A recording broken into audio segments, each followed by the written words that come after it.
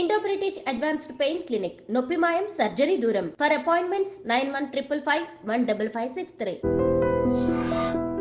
మా నాన్న మీలాగే ఎందుకు ఆలోచించడం జబర్దస్త్లో మీ జర్నీతో కంపేర్ చేస్తే this is a very different అవతారం. యాక్చువల్లీ ఈ సినిమా కథ వచ్చి విమానం అని ఒక సినిమా వచ్చింది, మీరు చూస్తుంటారు. విమానం అనే ఒక సినిమా డైరెక్టర్ శివప్రసాద్ యానాల్ గారిది ఈ కథ. కానీ ఈ సినిమా చేస్తున్న time father son relationship bonding అవుతున్నప్పుడు, సీన్స్ అవుతున్నప్పుడు మీకు నాన్నని తలుచుకున్నారా?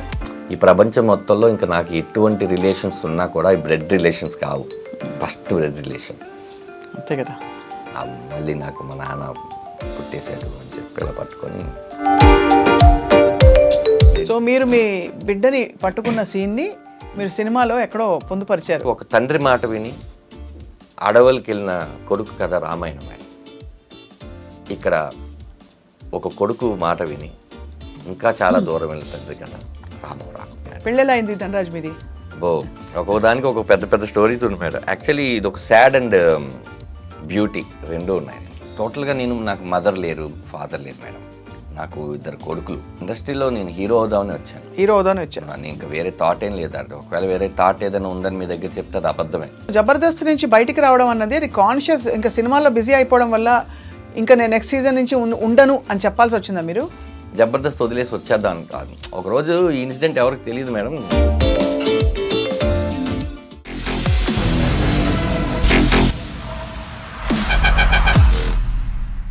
అందరికీ నమస్కారం, welcome to this candid conversation. And 2025 సంవత్సరం వచ్చేసింది. Happy new year. First of all, new ఇయర్లో మనం యాంటిసిపేట్ చేసే చాలా విషయాలు అండ్ ఎస్పెషల్లీ సినిమాల్లో బాగా హల్చల్ చేస్తున్న ఫిల్మ్ ఏది అంటే ఆర్ఆర్ఆర్ అయిపోయింది కదా. ఇది ఆర్ఆర్ మాత్రమే. ఈ ఆర్ఆర్ ఏంటంటే రామం రాఘవం. టైటిల్ చాలా ఎమోషనల్గా ఉంది, వింటేనే ఇంటెన్స్గా అనిపిస్తుంది. ఇందులో ప్రధాన భూమిక పోషించడంతో పాటు దీనికి దర్శకత్వం వహించిన ధనాధన్ ఫటాఫట్ ధనరాజ్ మనతో ఉన్నారు. ధనరాజ్ జర్నీ యాక్చువల్లీ చాలా ఇంట్రెస్టింగ్, అందరికీ తెలుసు కొంతవరకు. ఇవాళ ఈ సినిమా విశేషాలు అయితే తెలుసుకుందాం, జర్నీలోని కొన్ని సంగతులు కూడా. ధనరాజ్ నమస్కారం. మీరు జుట్టు కట్ చేసుకొచ్చారు? లేదు, నేను తిరుపతి మొక్కు అది అలా పెరిగి ఇప్పుడు స్టాండ్ అలా ఉందా? నేను లాస్ట్ టైం నేను అనుకున్నాను మనం నటించిన సినిమాలో ఒక సీన్ ఉంది కాబట్టి ఆ సీన్ మళ్ళీ అవాయిడ్ చేయడానికి మీరు ఏమైనా జుట్టు పట్టుకుంటారు లైవ్ లో కట్ చేసుకొచ్చాను. కాదండి, బేసిక్ అందరూ ఏమైతే సినిమా రిలీజ్ అయిన తర్వాత సినిమా బాగా ఆడింది దేవుడా అని చెప్పి మొక్కు తెచ్చు. నేనేంటంటే చాలా కాన్ఫిడెంట్ గా, దేవుడా పని అయిపోయిన దగ్గర తర్వాత నీ దగ్గర రావడం ఎందుకు, ముందే వస్తున్నాను, మంచి సినిమానే తీశాను కదా అని ఇచ్చేసాను. సో అయితే భగవంతుడు కనికరించి కటాక్షించి టీజర్కి చాలా మంచి రెస్పాన్స్ వచ్చింది. అండ్ ఒక సీరియస్ ఫిల్మ్ ధనరాజ్ మీ నుంచి ఎక్స్పెక్ట్ చేయరు ఎవరు. కానీ మీ వాయిస్లో ఏం బేస్ అండి, డైలాగ్ చెప్తుంటే ఒక్కొక్క డైలాగ్. అది చాలా మంది ధనరాజ్ అనే పేరు ఒకటి, వాయిస్ ఒకటి చూసి కొత్త వాళ్ళు ఏమనుకుంటారంటే వీడేమో 6-7 అడుగులు ఉంటాడు, ఇలా ఇలా ఉంటాడు, నీ వాయిస్కి నీకు సంబంధం లేదేంటి అనే వాళ్ళు అందరూ. నాకు అలా జరిగిపోయింది మ్యానుఫ్యాక్చరింగ్ డిఫెక్ట్. జబర్దస్త్లో మీ జర్నీతో కంపేర్ చేస్తే this is a very different అవతారం. అవును అవును. సో రాఘవ క్యారెక్టర్ ఎలా అనిపించింది మీకు? యాక్చువల్లీ ఈ సినిమా కథ వచ్చి విమానం అని ఒక సినిమా వచ్చింది, మీరు చూస్తుంటారు. విమానం అనే ఒక సినిమా డైరెక్టర్ శివప్రసాద్ యానాల్ గారిది ఈ కథ. ఆయన రాసినప్పుడు విమానం ఇది రెండు రాశారు. ఇప్పుడు విమానం నేను డైరెక్షన్ చేస్తానండి అంటే అప్పుడు నేనే సముద్రకని గారి దగ్గర తీసుకెళ్ళి మంచి స్క్రిప్ట్ విన్నానన్నా, ఈయన నాకు స్కిట్లు రాస్తూ ఉంటారు, మీ గోల్ ఏంటి అని అడిగితే డైరెక్షన్ అన్నారు. నాకు సముద్రకని గారు తెలుసు, మీరు చెప్పిన కథలో ఆ క్యారెక్టర్ సముద్రకని గారు బాగుంటారంటే నేను కూడా అదే అనుకున్నాను అన్నారన్న. మీరు ఏంటి వింటారంటే ఆయన విన్నాడు. విన్న తర్వాత అది ఇమీడియట్లీ పిక్ అయింది. అయిపోయిన తర్వాత సార్ ఇంకో కథ రాశారు కదండి, అప్పటికి ఆ సినిమా టైటిల్ ఏం లేదు. అందులో మరి రాఘవ క్యారెక్టర్ నాకు చాలా బాగా నచ్చింది, మరి ఏం సార్ నాకు ఇస్తారా ఈ కథ అని. నేను పట్టుకొని తిరుగుతాను, ఎవరైనా ఓకే అన్నారంటే చేద్దామని అనగానే అంత ఇన్స్పైర్ చేసిందండి. అంటే రాఘవ లాంటి కొడుకులు నాకు తెలిసి కోర్టులో ఒకరు కూడా ఉండరు. సముద్రకని గారి క్యారెక్టర్ పేరు దశరథ రామం. దశరథ రామం అంటే రామం అన్న రాఘవ అన్న రాముడికి 2 పేర్లు. తండ్రి కొడుకులాగే, అంటే తండ్రి షాడోనే కొడుకు అని నమ్ముతాను నేను. అందుకని ఫస్ట్ పోస్టర్ మీరు చూస్తే ఇద్దరు తండ్రి కొడుకులు ఉంటుంది. మా టైటిల్ కూడా రెడ్ కలర్లో ఉంటుంది. మంచి ఇలా గీశారు కదా. ఎందుకంటే బ్లడ్ రిలేషన్ కదండి రెడ్. వాళ్ళిద్దరి మధ్య ఏదో ఒకటి చెప్పాలనుకున్నా. మీరు అడిగినట్టు రాఘవని నేను ప్రేమించినట్టుగా నాకు తెలిసి నేను చాలా క్యారెక్టర్లు చేసినా కూడా ఆ టైంకి అది కొంచెం ఇన్స్టెంట్ ఎనర్జీ ఇచ్చింది. కానీ నాకు ఎందుకో ఆ రాఘవ క్యారెక్టర్ చేసినప్పుడు అరే ఒక మంచి కిక్కు ఇంకా మళ్ళీ రాదేమో మనం ఇంట్లో ఎప్పుడైనా సరే ఏం సినిమా చేసామంటే రే రామం రాఘవలో రాఘవ క్యారెక్టర్ చేశాను అని చెప్పుకోవడంత తృప్తినిచ్చిందండి. భలే కాంబినేషన్ మీ ఇద్దరిది. అవునండి. అండ్ తండ్రి కొడుకుల కథలు ఇలాంటి ఎమోషనల్ స్టోరీస్ ఈ మధ్య చాలా తగ్గిపోయాయి. సో రఘువరన్ బీటెక్ కానీ విఐపి కానీ డాన్ కానీ ఇట్లా చేసాము. నేను అదే భయపడ్డాను. ఈయనేమో ధనుష్ గారికి ఫాదర్గా చేశారు, శివకార్తికేయన్కి ఫాదర్గా చేశారు, ఇట్లా పెద్ద పెద్ద వాళ్ళకి చేశారు. మరి నేనేమో కమెడియన్ కదా, నేను వెళ్ళి క్యారెక్టర్ తండ్రిగా మీరు చేస్తే బాగుంటుందని అడిగితే ఆయన ఏమంటారో అని ఆలోచించాను. ఆయన ఏమన్నారంటే రే నేను ఎవరికైనా ఫాదర్గా చేస్తాను, కానీ ఆ క్యారెక్టర్ ఏంటి, దాంట్లో ఎంత పొటెన్షియాలిటీ ఉంది అని, ఈ క్యారెక్టర్ నేను చేస్తున్నాను నువ్వు ఎవరికైనా చెప్పు అని ఫస్ట్ ధైర్యం ఇచ్చింది సముద్రకని గారు. ఎలా పరిచయం మీకు అసలు? నేను జెండాపై కపిరాజ్ అని ఆయన డైరెక్షన్ చేశారు ఒక సినిమా నాని గారితో, తమిళ్ అండ్ తెలుగు. తెలుసు, అవును. జైమ్ రవి గారేమో తమిళ్, తెలుగులో నాని గారు. అందులో నేను ఏదో 2 సీన్స్ క్యారెక్టర్ చేయడానికి వెళ్ళాను. కానీ ఆ 2 సీన్స్ చేసినప్పుడు ఆయన తమ్ముడు తంగం అనేవాళ్ళు, తంగం అంటే బంగారం కదా, ప్రతి ఒక్కరితో అటాచ్మెంట్ చాలా బాగుంటుంది ఆయనతో. అదొక్కటే అండి పరిచయం. అంటే ఆయన అది కూడా గుర్తుపెట్టుకొని విమానం కథ విన్నారనమాట. ఆయన ఏంటంటే అరే లైఫ్లో మనం చాలా సినిమాలు చేస్తూ ఉంటాం, కానీ తృప్తినిచ్చే పాత్రలు మనం వెతుక్కొని వచ్చినప్పుడు మాత్రం వదలకూడదు, అవి మాత్రం మనం చేసేయాలరా, ఎనీ కాస్ట్ మనం చేసేయాలని. అదే అలాగండి. ఆయనే ఈ సినిమాకి ముందు తమిళ్ కానీ తెలుగు కానీ, అందుకని ఆయన ఉన్నారని Tamil Telugu same date release అనుకుంటున్నాము. 2 వెర్షన్స్, నాట్ డబ్బింగ్. తమిళ్ ఒక షాట్ ఉంటే తెలుగు ఒక షాట్ ఉంటుంది, అలాగే తీసామన్నమాట. యా. సో అయితే మొత్తానికి మీరు డైరెక్టర్గా ఇలా రావడం అండ్ ఆల్సో ఈ ఫిల్మ్ చాలా ఇంటెన్స్ అండ్ సీరియస్ సినిమా అవ్వడం ఒక మెసేజ్ అయితే ఉంటుంది. ఏంటి మెసేజ్ యాక్చువల్లీ అంటే? ఎందుకంటే మీరు టీజర్ చూస్తే మాత్రం కొంచెం కన్ఫ్యూజ్ అవుతారు, ఏం జరుగుతోంది ఇక్కడ, పడట్లేదా వీళ్ళిద్దరికి, ఏంటి కొడుకుని ఇంత విమర్శించడం ఏంటి, కొడుకుని ఆయనే కంప్లీట్గా అసలు ఆయన ఇమేజ్ని డిస్ట్రాయ్ చేసే ప్రయత్నం చేయడం ఏంటని చెప్పి. అంటే ఈ సినిమా థియేటర్కి జనాలు వస్తే మేడం ఎంతమంది వస్తారో నేను చెప్పలేను. ఇప్పుడు థియేటర్కి జనాలు రావడం తక్కువైంది. బట్ మేము చేసే పబ్లిసిటీ లేకపోతే టీజర్ నచ్చో ఏమో, వచ్చిన జనాలు ఎవరైతే ఉంటారో వాళ్ళతో పాటు సినిమా ఇంటికి వెళ్ళిపోద్ది మేడం, వాళ్ళని కొంచెం డిస్టర్బ్ చేస్తుంది. ఈ సినిమాకి మేము అనుకున్న ముఖ్య ఉద్దేశం సూపర్ డూపర్ హిట్ అయ్యి కాసులు వర్షం కురిసేసి దీనికన్నా ఈ సినిమా చూసి రాఘవ లాంటి వాళ్ళు ఎవరైనా ఉంటే ఒక్కళ్ళు ఇద్దరు మారినా కూడా చాలా గొప్ప విషయం, మనం గొప్ప అచీవ్మెంట్ చేసాం కదా అనేది ఉద్దేశం మేడం. ఉన్నారు, ఏ కథ పుట్టినా కూడా బయట నుంచి ఇన్స్పిరేషన్ లేకుండా పుట్టదు. అవును.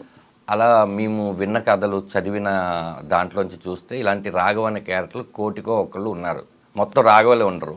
అసలు అలాంటి రాఘవ అనేవాడు ఒక్కసారి ఆలోచిస్తే, అందుకనే నేను ఫ్రీ రిలీజ్ ఈవెంట్లో చెప్దాం అనుకున్నాను, మీరు తండ్రి అయితే మీ కొడుకుతో ఈ సినిమాకి రండి, మీరే కొడుకైతే మీరు తండ్రిని తీసుకురండి అని. ఎందుకంటే ఇది తండ్రి కొడుకులు ఫ్యామిలీతో కలిసి చూడాలి.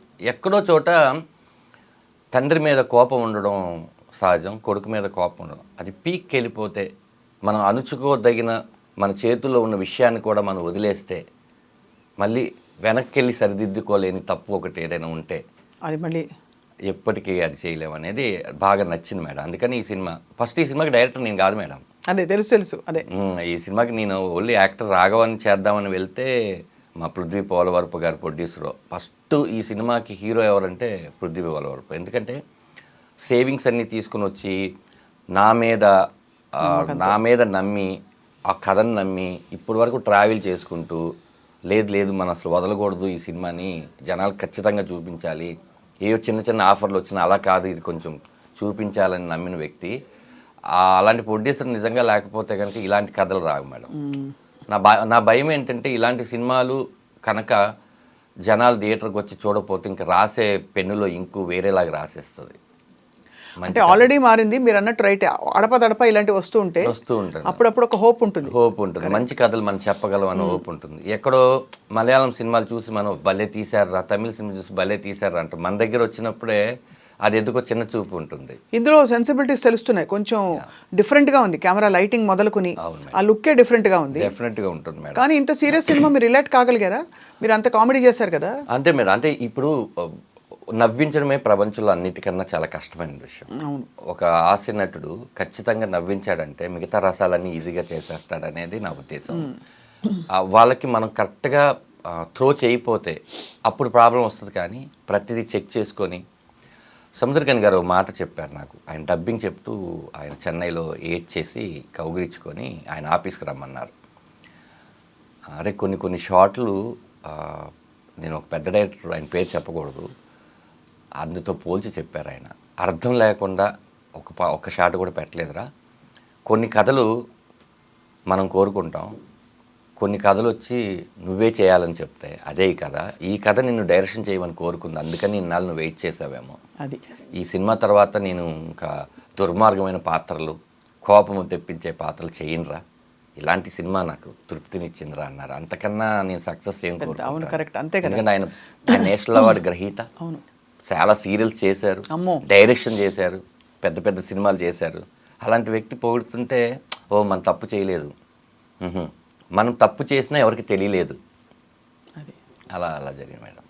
కానీ ఈ సినిమా చేస్తున్న time father son relationship bonding అవుతున్నప్పుడు, సీన్స్ అవుతున్నప్పుడు మీకు నాన్నని తలుచుకున్నారా? ఈ సినిమా కథ మొదలెట్టినప్పుడే నాన్నని తెలుసుకున్నా. అంటే టోటల్గా నాకు మదర్ లేరు, ఫాదర్ లేరు మేడం. నాకు 2 కొడుకులు. మా పెద్ద అబ్బాయిని నేను నాన్నగా, చిన్న అబ్బాయిని అమ్మగానే అనుకుంటుంటాను ఈ జర్నీలో. అందుకనే ఇందులో అమ్మ క్యారెక్టర్ కూడా వెరీ ఇంపార్టెంట్, ప్రమోదిని గారు. మా అమ్మ పేరు పెట్టాను కమలా అని. సముద్రగని గారికి కూడా మా నాన్నగారి పేరు సత్యరాజు, అది పెడదాం అనుకుని లేదులే ఆ క్యారెక్టర్ రామం రాఘవం అని మా ప్రభాకర్ ఆదిపాక గారు చెప్పారు. ఆయనే చెప్పి నేను ఫస్ట్ దీనికి తనయుడు అనుకున్నాను మేడం టైటిల్. తనయుడు అనుకుంటే లేదండి ఇది ఇందులో రామం రాఘవం అనే టైటిల్ నేను అనుకుంటున్నాను, ఎలా ఉందని చెప్పంగానే యూనిట్కి నచ్చింది. ఇదంతా ప్రభాకర్ గారి క్రెడిటే. అప్పుడు నేను పెట్టలేను పేరు, అందుకని సరే ఆ వృత్తి ఒకటి ఉంది, మా నాన్నగారు లారీ డ్రైవర్, దాన్ని దేవ అని చెప్పేసి ఒక క్యారెక్టర్ ఉంది, అది హరీష్ ఉత్తమన్ గారు చేశారు.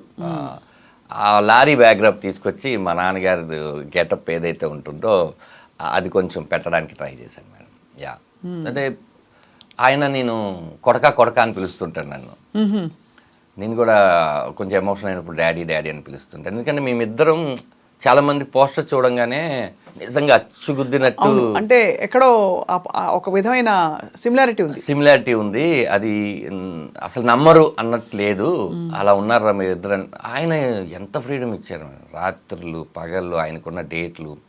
ఆ టైంలో మేము కథ చెప్పినప్పుడు ఆయన డేట్లు ఇచ్చినప్పుడు బ్రో జరుగుతుంది, ఆయనకున్న టెన్షన్స్, ఆయన కమిట్ అయిన సినిమాలు అన్నీ వదిలేసి అరే ఒక అప్పుడు బాగా చలికాలం మేడం, దుప్పటి అలా కప్పుకొని రాత్రి 1:30 5 అవుతుంది, నువ్వు నా గురించి ఆలోచించుకో, నువ్వు అన్నారు. అలా ఎవరు ఎంకరేజ్ చేస్తారు మేడం. అంటే కష్టాలు బాగా పడి వచ్చారు కాబట్టి ఒక కొత్త వ్యక్తి కష్టాన్ని ఆయన బాగా గుర్తిస్తారు, చాలా అందరినీ గుర్తిస్తారు. కానీ ఆ లెక్కను చూస్తే ధనరాజ్ మీ జర్నీ కూడా చాలా ఇంట్రెస్టింగ్. మీరు ఏ విధంగా అంటే కష్టాలు పడి మీరు దాదాపు డబ్బు కోసమే వచ్చారు కదా, సంపాదన కోసమే వచ్చారు ఇండస్ట్రీకి అని చెప్పాలా? కాదు మేడం, ఇండస్ట్రీలో నేను హీరో అవుదామని వచ్చాను. నేను ఇంకా వేరే థాట్ ఏం లేదంటే, ఒకవేళ వేరే థాట్ ఏదైనా ఉందని మీ దగ్గర చెప్తే అది అబద్ధమే. చాలా మంది ఊరి నుంచి సినిమా ఇండస్ట్రీకి వచ్చేది హీరో అవుదామని వస్తారు మేడం. మా టైంలో చూసుకుంటే 1999 అప్పుడు వచ్చే వాళ్ళందరూ హీరో. ఇప్పుడు కాబట్టి కొంతమంది కమెడియన్లు అవుదాం, జబర్దస్త్ వద్దాం, లేదా విలన్ అవుదాం, రైటర్ అవుదాం, ఇట్లా కొంతమంది అంటే అప్పట్లో 80% అందరు హీరో అవుదాం అనుకున్నారు. మీరు వచ్చినప్పుడు చాలా మరి దెబ్బలు తగిలాయా, డక్కా ముక్కీలు లేదు? అయ్యో అందరిలాగే మేడం. అంటే నేనేదో స్పెషల్ అని చెప్పను, కానీ నేనేమనుకున్నానంటే ఊరి నుంచి పారిపోయి వచ్చేసాను, చదువు మానేశారు. 9th 10th చదివాను. వచ్చేసిన తర్వాత నాకు అప్పుడు అర్థమైంది ఏంటంటే, నేను అనుకునేవాడిని మేడం, అంటే ఇది చిరంజీవి గారి ఇల్లు అయితే పక్కన బాలకృష్ణ గారి ఇల్లు, ఆ పక్కన నాగార్జున గారి ఇల్లు, ఆ పక్కన వెంకటేష్ గారి ఇల్లు, ఫిలిం నగర్ అంటే ఫిలిం వాళ్ళే ఉంటారు, ఇక్కడ కాకపోతే అక్కడ కాకపోతే ఇక్కడ అనుకున్నాం. కానీ అందరూ సెక్యూరిటీ గార్డులకి పరిచయం తప్ప లోపల ఎవరికి పరిచయం కాలేదు.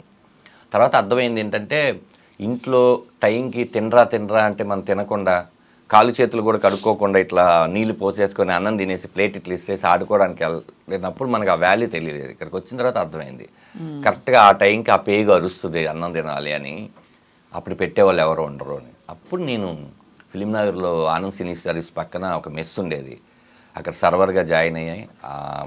అక్కడే భోజనం చేస్తూ సినిమా ఫోటోలు పట్టుకొని రామానాయుడు స్టూడియోలో అవన్నీ తిరిగి చాలామంది అసలు నేను అంటే అందరిని అన్నట్టే, అసలు ఏంటి నీ పర్సనాలిటీ ఏంటి, నువ్వేంటి, నీకు ఎవరు ఇస్తారు ఛాన్స్ అంటే, అవును నాలో టాలెంట్ లేదు నిజం అని చెప్పి ఆ టాలెంట్ కోసం మా సూపర్ స్టార్ ఫిల్మ్ ఇన్స్టిట్యూట్ అని ఆయన ఒక మహానుభావుడు భోజనం పెట్టి ఫ్రీగా యాక్టింగ్ నేర్పించారు.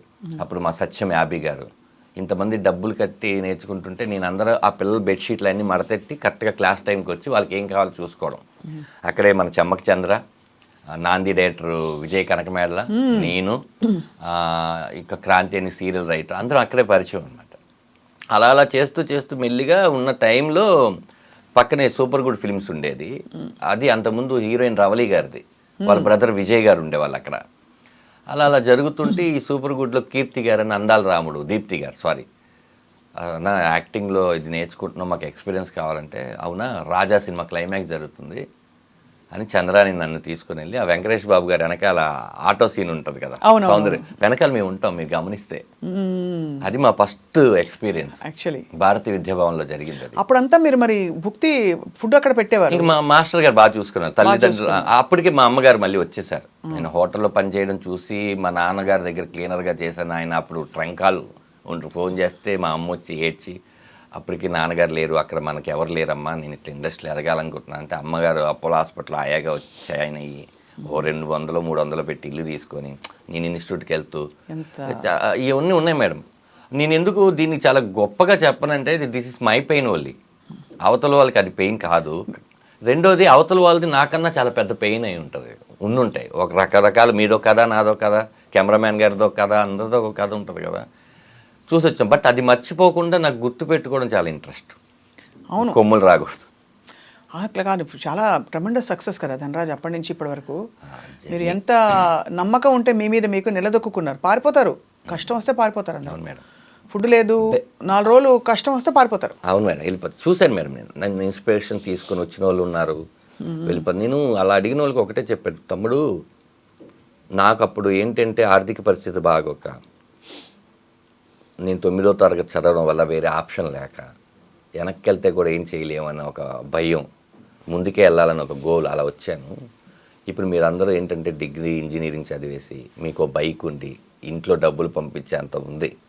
మాలాగా ఫోటోలు పట్టుకొని తిరగాల్సిన అవసరం లేదు. మీకు యూట్యూబ్ ఉంది, కొన్ని ప్లాట్ఫామ్స్ ఉన్నాయి, పరిచయాలకి ఈజీగా మొబైల్స్ ఉన్నాయి, సమ్ ఫేస్బుక్, ఇన్స్టాగ్రామ్, ఏదో ఒకటి మీ టాలెంట్ చూపించుకోవడానికి ఎన్ని ఆప్షన్స్ ఉన్నాయి కదా. మీరు వచ్చి ఒక 1 year 2 years ఒక గోల్ పెట్టుకోండి. 1 year 2 years గోల్ పెట్టుకొని, ఆహా ఇది అవ్వట్లేదు, ఇక్కడ ఉంటే మన కెరియర్ నాశనం అయిపోద్ది అనుకొని అప్పుడు మీరు వెళ్ళండి. మీరు ఏంటంటే వచ్చి 1 monthలోనో 2 monthsలోనో అయిపోదామంటే అది ఇండస్ట్రీ కష్టం అని చెప్పేవాడిని చాలామందికి. అదే మేడం, ఏంటంటే మనకు వేరే ఛాన్స్ లేక, ఎందుకంటే నా పర్సనాలిటీకి నేను మూటలు మోయలేను, ఏ జాబు చేయలేను, నాకు ఓన్లీ ఇదొక్కటే కనిపించింది. ఇందులో నేను ఎలాగైనా, ఒకసారి మీరు చూస్తే ఇండస్ట్రీలోనే ఉండాలని నేను ఎంత తప్పనగా ఉన్నానంటే, ఇప్పుడు కూడా యాక్టర్గా చేశాం, జబర్దస్త్ చేసిన తర్వాత దాని ముందు సినిమాలు చేసాం, బిగ్ స్క్రీన్ అయినా చిన్న స్క్రీన్ అయినా, స్క్రీన్ సైజు మారుతుంది కానీ మన యాక్టింగ్ మారదనుకొని అన్నీ చేసాం. ఓ రియాలిటీ షోకి వెళ్ళాం, ఆ తర్వాత ఛానల్స్ మార్చుకున్నాం, ఆ తర్వాత హీరోగా చేయాలనుకున్న తపంతో పొడ్డిచ్చేసాం, హీరోగా సక్సెస్ అవ్వలేదు అన్న తర్వాత మళ్ళీ షోస్ అవన్నీ స్టేజ్ షోస్ ఫస్ట్ టైం చేసుకొని స్టేజ్ షోస్ అవన్నీ చేసుకున్నాం. ఆ తర్వాత లేదు మళ్ళీ దీన్ని చేయాలని డైరెక్షన్ చేసాం. అంటే ఇక్కడ ఈ క్రాఫ్ట్స్లోనే వర్క్ చేయడం తప్ప నాకు వేరే వర్క్ రాదు. అవును, ఇక్కడే ఉంటాను మేడం. రేపొద్దున ఇది కాకపోయినా ఇంకా ఏదైనా యూట్యూబ్లో అయినా వెళ్తాను, లేకపోతే ఏదైనా చేస్తాను, లేకపోతే మిమ్మల్ని చూసి ఇన్స్పైర్ అయ్యి ఏదైనా ఇంటర్వ్యూలు అయినా స్టార్ట్ చేస్తాను, కానీ నేను ఎక్కడికి వెళ్ళలేను మేడం. ఇక్కడ ఇది అలవాటు అయిపోతే ఇంకెక్కడికి వెళ్తారు? ఇదొక మీరు వెళ్ళాల్సిన అవసరం కూడా రాదు అసలు. అది చెప్పలేం కదా, వ్యసనం. కరోనా వస్తుందని మనం అనుకున్నావా? అదే అలా చూస్తే అంటే అందరికీ పెద్ద కష్టం వస్తుంది, దానికి అంత పెద్ద సొల్యూషన్ పక్కనే ఉంటుందని నమ్ముతాను నేను. అది ఒక రకంగా మంచి పని చేసింది, ఒక రకంగా అంతే కదా. సో అయితే మరి అది అలా జబర్దస్త్లో మాత్రం మీరు జబర్దస్త్గా ఉన్నారు. అవును మేడం, మంచి పేమెంట్, అంటే చాలా మంచి పేరు వచ్చింది, మంచిగా మీరు స్థిరపడింది అక్కడే కదా.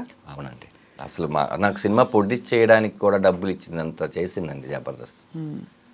అవును, చాలా మంచి మంచి ఇన్నింగ్స్ అది.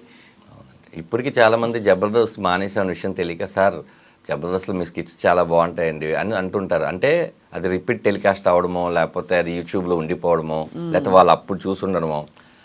నాకు ఇప్పుడు మా అమ్మ నాన్న ధనరాజ్ అని పేరు పెట్టారండి. ఎక్కడో ఒక 2-3 కలిసి, పంతులు గారు వాళ్ళందరూ కలిసి పెట్టిన పేరు. మొత్తం తెలంగాణ, ఆంధ్రప్రదేశ్ కొన్ని దాంట్లో ఆ పేరు ఇంత దూరం వచ్చింది అందరికీ తెలిసి అనడం చాలా గొప్ప విషయం. అయితే జబర్దస్త్ అనేది సినిమా థియేటర్కి తీసుకెళ్తుంది మేడం, టీవీ వాళ్ళ బెడ్రూమ్కి వచ్చేస్తుంది. అవును, ఆ చిన్న పిల్లలు కూడా అంటే ధనరాజ్ అనడం నాకు చాలా హ్యాపీగా అనిపించింది. అంటే నా ఇంటి పేరు కన్నా ముందు ఈ ధనాధన్ అనేది కూడా యాడ్ అయిపోయి ఉంది. గొప్ప విషయం మేడం. అంటే ఉన్నాయి మన కష్టానికి కొన్నిసార్లు ఫలితం దక్కింది, కొన్నిసార్లు దక్కాలని కోరుకుని దక్కలేదు. జర్నీ మేడం, అంతే, ఇదంతా ఒక జర్నీ. సో జబర్దస్త్ నుంచి బయటికి రావడం అన్నది అది కాన్షియస్, ఇంకా సినిమాల్లో బిజీ అయిపోవడం వల్ల ఇంకా నేను నెక్స్ట్ సీజన్ నుంచి ఉండను అని చెప్పాల్సి వచ్చిందా మీరు? కాదు మేడం, ఇది టోటల్గా ఏంటంటే జబర్దస్త్ మానేయాలని నేనైతే ఎప్పుడు అనుకోలేదు. మాకేంటంటే 13 ఎపిసోడ్లు అని చెప్పారు. అది రేటింగ్ బాగా వచ్చేసరికి మళ్ళీ 13 ఎపిసోడ్లు కంటిన్యూ చేసి, అప్పటికి కూడా నేను అప్పటికే నాకు తెలిసి జగడం, పరుగు, ఇట్లా కొంచెం మన పిల్ల జమీందారు, ఇలాగ నేను సినిమాలో కూడా కొంచెం నోటెడ్గానే గోపి ఉన్నాను మేడం. అయితే ఏమైపోయిందంటే మాకు అప్పుడు రోజుకు 3 ఎపిసోడ్లు తీసేవాళ్ళు మేడం. అంటే మార్నింగ్ ఒక 10 o'clock స్టార్ట్ అయితే ఒక 6 టీమ్ లీడర్స్ చేసేసరికి అది ఒక 4, రిజల్ట్స్ అంత అయినాక 5 బ్రేక్, మళ్ళీ 1 hour తర్వాత మళ్ళీ ఒక స్కిట్, అది రాత్రి 11-12 మళ్ళీ ఒక బ్రేక్, మళ్ళీ 1 గంటకో 2 అది మళ్ళీ 4 అయిపోయేది, 4-5 అట్లా 3 ఎపిసోడ్లు తీసేవాళ్ళు. 3 ఎపిసోడ్లు తీసిన తర్వాత మేము ఇంటికి వెళ్ళి ఇంకా పడుకోవాలి. పడుకున్న తర్వాత ఆ డే పోయింది. ఆ నెక్స్ట్ డే నుంచి మళ్ళీ నెక్స్ట్ వీక్కి సంబంధించిన కాన్సెప్ట్ ఏంటి రాసుకోవాలి. ఓ మీరే రాసుకునేవారు? అంటే మేము ఇప్పుడు నా స్కిట్లకి ఇప్పుడు ప్రసన్న బెజవాడ అనే అతను ఉండేవాడు, నా దాంట్లో రాటో రాంప్రసాద్ ఉండేది. ఏదున్నా కూడా టీమ్ లీడర్ ఐడియాలజీ నుంచే, మీరు ఏది చెప్పినా కూడా ఇది బాగాలేదు బాగుందని చెప్పడానికి టీమ్ లీడరే మెయిన్ ఉంటుంది. వాళ్ళు కాన్సెప్ట్ చెప్పినాక అది నచ్చలేదు, ఇలాంటి కాన్సెప్ట్ వేరే వాళ్ళు చేస్తున్నారు అని అనేవాళ్ళు. అప్పుడు అది రాసుకోవడానికి ఒక 2-3 రోజులు పట్టేది. ఈ 2-3 రోజుల తర్వాత రిహార్సల్స్ తర్వాత షూటింగ్, మళ్ళీ షూటింగ్, సేమ్ ప్రాసెస్.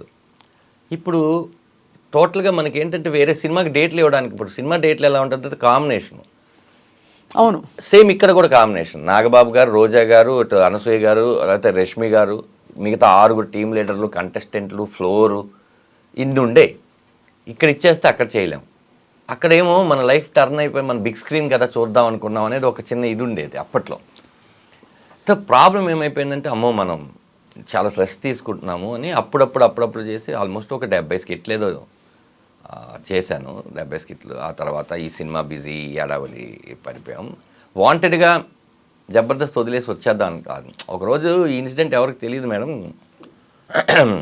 మీరు వేణుని కూడా ఇంటర్వ్యూ చేశారు, నేను చూశాను. ఇప్పుడు మీరు వేణుని అడిగితే వేణు చెప్తాడేమో అని కొంచెం చూశాను నేను. యాక్చువల్లీ పనిలేని పులిరాజు అని ఒక సినిమా జరుగుతుంది మేడం, నేను హీరోగా చేస్తున్నాను.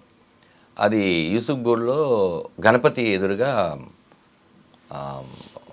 ఫోటోషూట్ ఏదో జరుగుతుంటే వేణు అండ్ ఏడుకొండల మేనేజర్ వచ్చారు. వచ్చి ఆలీ గారు ఆలీ టాగీస్ అని ఒకటి చేస్తున్నారు, సడన్గా ఆయనకి ఏదో డేట్లు ఇబ్బంది వల్ల చేయట్లేదు, ఇప్పుడు దాన్ని మా టాగీస్గా మార్చారు. దాంట్లో వేణు నువ్వు ఇద్దరు యాంకర్ బాగుంటుంది అనగానే నేను వేణు వచ్చాడు. ఏంటంటే లేదు చేద్దాం, ఎంతకాలమైన మనం కంటెస్టెంట్గా ఉంటాము, చేద్దాం అంటే అయితే ఒక పని చేద్దాం, ఒకసారి దీప్తి గారికో కీర్తి గారికో మల్లెమాలకి చెప్దామంటే అప్పుడు వేణు అన్నాడు లేదు ఆ షో వేరు ఈ షో వేరు, అది గురువారం ఎప్పుడు వస్తుంది, ఇది ఆదివారం మధ్యాహ్నం వస్తుంది, ఇక్కడ మనం ఏంటి కమెడియన్స్, అది ప్రాబ్లం ఏమి ఉండదు కదా అన్నారు. సరే అయినా కూడా ఒకసారి చెప్తే బెటర్ ఏమో అన్నాను. వేణు సరే నువ్వు వెళ్ళి చెప్పు అన్నాడు. నేను ఏం చేశానంటే ఇక్కడ నెక్స్ట్ డేనే షూట్ చేస్తాం.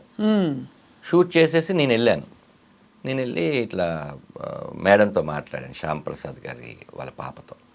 మేడం ఇట్లా సడన్గా చేసామండి, ఇది చెప్దాం అనుకుంటున్నాను, సేమ్ అండి మీ డేట్లకి వాటికి ప్రాబ్లం రాదంటే ఆవిడ ఒక మంచి మాట అన్నారు. చూడన్నా ఎప్పుడు ఎక్స్క్లూజివ్నెస్ ఒకటి ఉంటుంది, మీరు ఇక్కడ కనిపించి అక్కడ కనిపిస్తే అది పెద్ద ఎక్స్క్లూజివ్ అవ్వదు కదా, ఓ పని చేయండి, మీరు అది చేసేసి కంప్లీట్ చేయండి, మీకు మల్లెమాలలో ఎప్పుడైనా సరే మీకు ఇది ఉంటుంది, మీరు అది చేసేసేసి ఇక్కడికి రండి అన్నారు.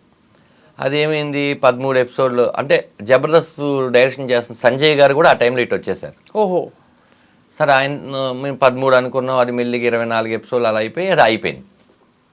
ఇప్పుడు ఇక్కడికి మళ్ళీ వద్దామనుకున్నప్పుడు మాకు సినిమాలు కొంచెం బిజీగా ఉండి దాని తర్వాత ఇక్కడికి వచ్చినాక అప్పుడు వాళ్ళు పడిన స్ట్రగుల్ అర్థమైంది. మేము సడన్గా 2 టీమ్ లీడర్లు వెళ్ళిపోయాం.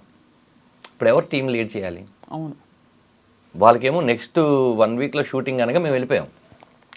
ఇప్పుడు వాళ్ళు సుధీర్ని తయారు చేసి అటు వేణు వాళ్ళ కంటెస్టెంట్ సుధీర్ గెటప్ సీన్ చేసి నా దాంట్లోంచి రామ్ ప్రసాద్ని తీసుకొని వెళ్ళి అట్టు పెట్టి నా దాంట్లో చేస్తున్న రాకేష్కి ఒక టీం ఇచ్చి రాకింగ్ రాకేష్కి ఆర్పి అండ్ రాకింగ్ రాకేష్కి టీం చేసి వాళ్ళు షఫిల్ చేసి వాళ్ళు ఎంత కష్టపడ్డారు అన్న విషయం మేము మర్చిపోయాం. దట్స్ వై వాళ్ళకి ఎక్కడో ఒక చిన్న ఉంటుంది కదా. ఆ తర్వాత మేము కూడా ఎక్కువ వెళ్ళి ఇది చేయలేదు. దాని తర్వాత నితిన్ భారత్లు వచ్చి సంజీవ్ వెళ్ళిపోయినాక డైరెక్టర్ మారిపోయాడు. ఇదంతా ఒక తెలియకుండా ఒక చిన్న కొలాప్స్ అలా జరిగింది. బట్ నో రిగ్రెట్స్ కదా. రిగ్రెట్స్ అంటే మనమైతే చెప్పేసాం, కాలం నిర్ణయించింది. బహుశా మార్పు అన్నది తథ్యం కదండి. ఇప్పుడు ఎంతకాలం మీరు చేసినా ఇంకో 70 చేస్తారు, అప్పటికైనా ఆగాల్సిందేగా. అవును మేడం, ఎన్నెన్ని తీసుకుని వస్తాం. ఆఖరికి మేము ఏం చేసాం, జుట్టు దగ్గర నుంచి కాలు వేలు వరకు ఏమేమి చేయగలమో అన్ని చేసేస్తాం. అదే ఇప్పుడు ఏం చేసినా కూడా ఇంకా ఎవరో చేసినట్టే ఉంటుంది తప్ప కొత్తది రాదు మేడం. మేము ఆఖరికి థింగ్స్ మీద దగ్గర నుంచి, విషయాల దగ్గర నుంచి, కాంటెంపరీ మ్యాటర్ దగ్గర నుంచి అన్ని విషయాలు చేసేస్తాం. మాకు కూడా ఏంటంటే మనం బోరు కొట్టక ముందే వచ్చేయాలి. మనం బోరు కొట్టినాక వాళ్ళు పంపించకూడదు. అది కరెక్ట్, 100% కరెక్ట్. ఆ తృప్తి ఉండాలంటే అలా వచ్చేయాలని అనుకున్నాం. అలా జరిగిపోయింది మేడం. అది ఇప్పుడు మీ సక్సెస్ని అమ్మ నాన్న చూసారా?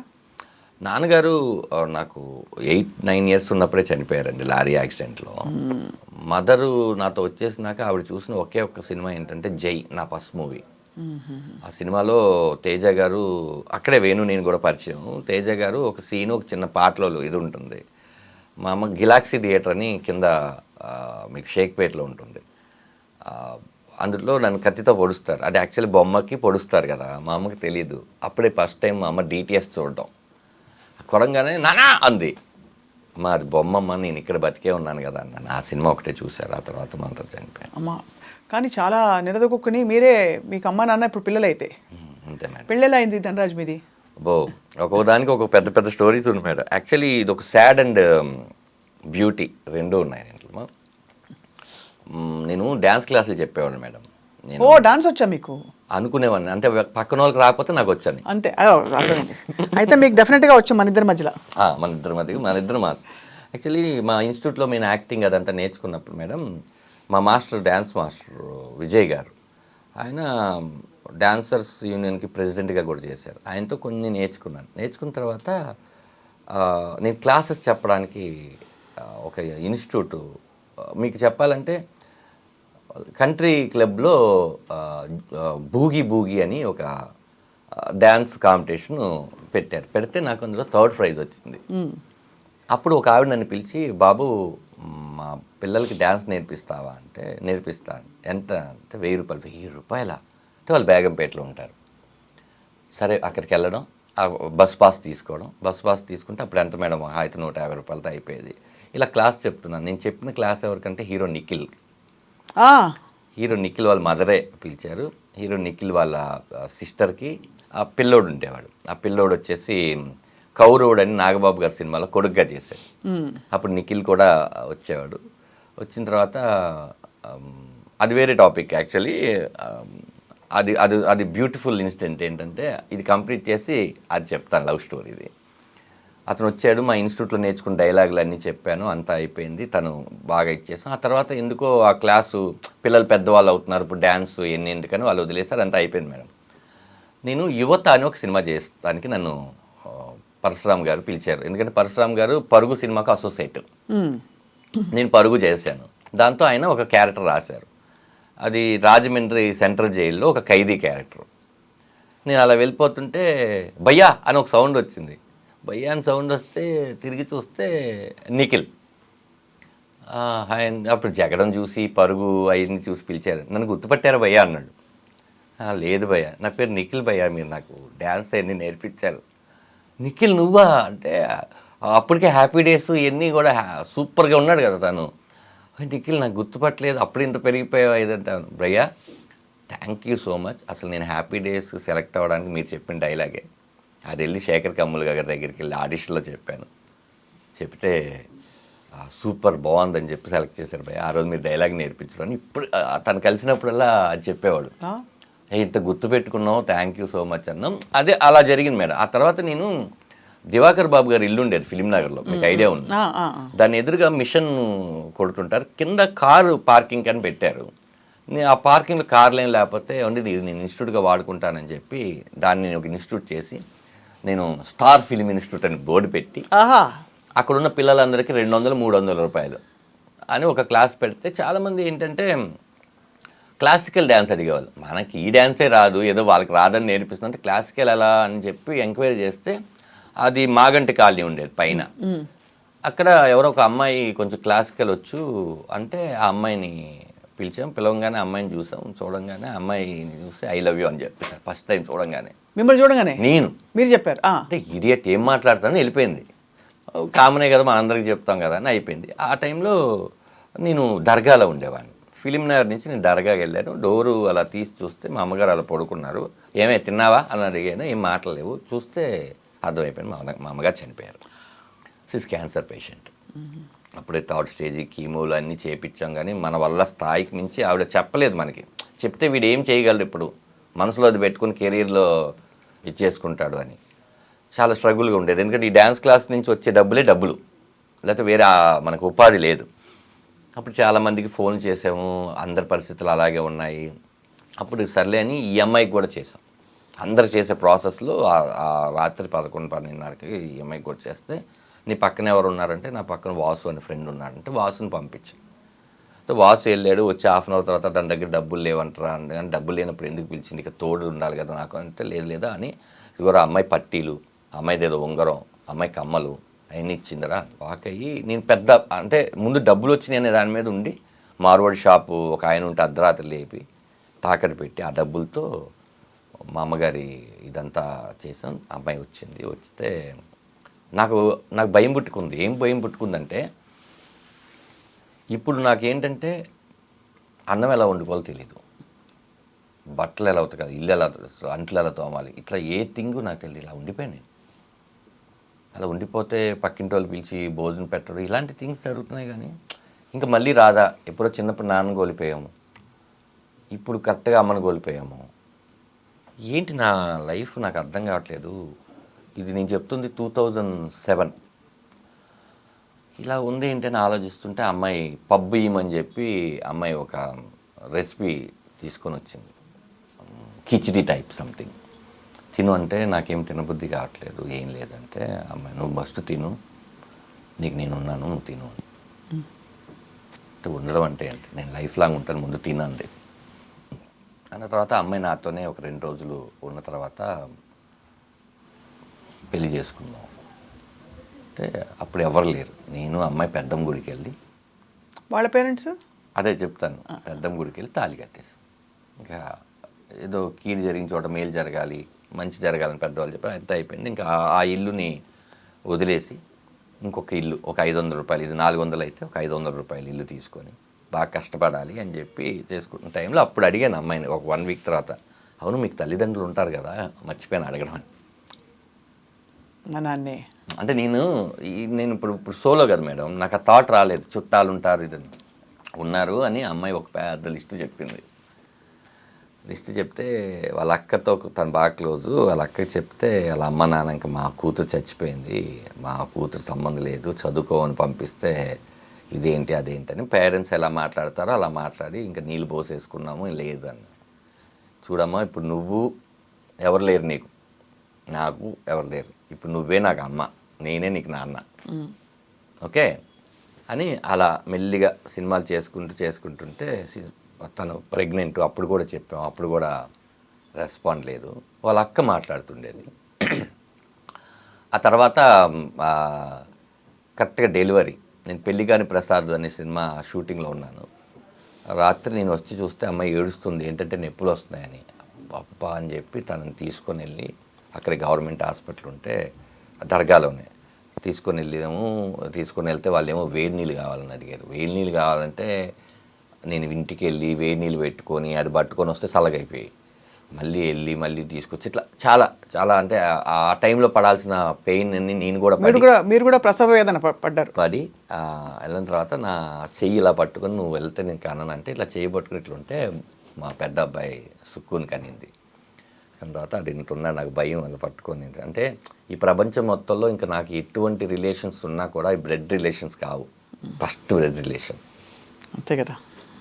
మళ్ళీ నాకు మా నాన్న పుట్టేశాడు అని చెప్పి ఇలా పట్టుకొని అలా చూస్తూ తెల్లారి ఫోన్ చేస్తే అప్పుడు వాళ్ళ అమ్మ వచ్చింది. ఇంకా ఇవన్నీ పోయినాయి, మనవన్నీ చూసుకుంటారు కానీ పోయి. ఇప్పుడు ఎలా ఉందంటే ఇప్పుడు వాళ్ళే నా ఫ్యామిలీ, నన్ను కొడుకు కన్నా ఎక్కువ చూసుకుంటారు. చాలా బాగా చూసుకుంటారు. మా అత్తయ్య కానీ, మామయ్య కానీ, మా వదినలు కానీ, లేకపోతే మా మరదలు కానీ, మా మీకు ఒక కుటుంబాన్ని ఇచ్చింది మీ చాలా అంటే నేను అదే చెప్పాను. నేను నాకు ఆ సినిమా సీతారామం సినిమాలో క్లైమాక్స్లో సుమంత్ గారితో దుల్కర్ గారు మాట్లాడతారు. సార్ ఒకవేళ వెళ్ళిపోవాల్సి వస్తే మీరు వెళ్తారు సార్, నేనే ఉండిపోతాను, నేను అనాథని కాదు సార్, నన్ను కూడా ప్రేమించే వాళ్ళు ఉన్నారంటారు. ఆ డైలాగ్ నాకు చాలా ఇష్టం అనమాట.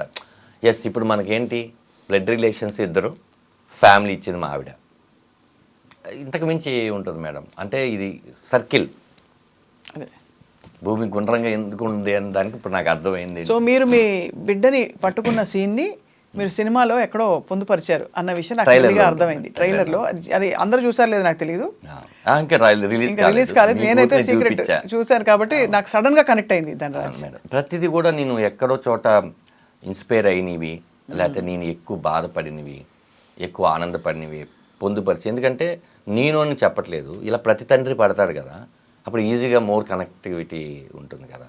అదే ఎక్కడ కూడా ఈ రామం రాగం సినిమాలో మేడం కథని దాటి కామెడీ కానీ ఏదో ఒక సబ్ ప్లాట్ తీసుకొచ్చి పెట్టడం కానీ కాకుండా అలా వాళ్ళకి అర్థమయ్యేవంతంగా నీట్గా ఇది మన ఇంట్లో జరుగుతుందా, అమ్మో ఇది మన ఇంట్లో జరగకూడదు, ఈ రెండు విషయాల్ని తీసుకుని చేశాను. చాలా ఇంట్రెస్టింగ్గా ఉంది ధనరాజ్ ద హోల్.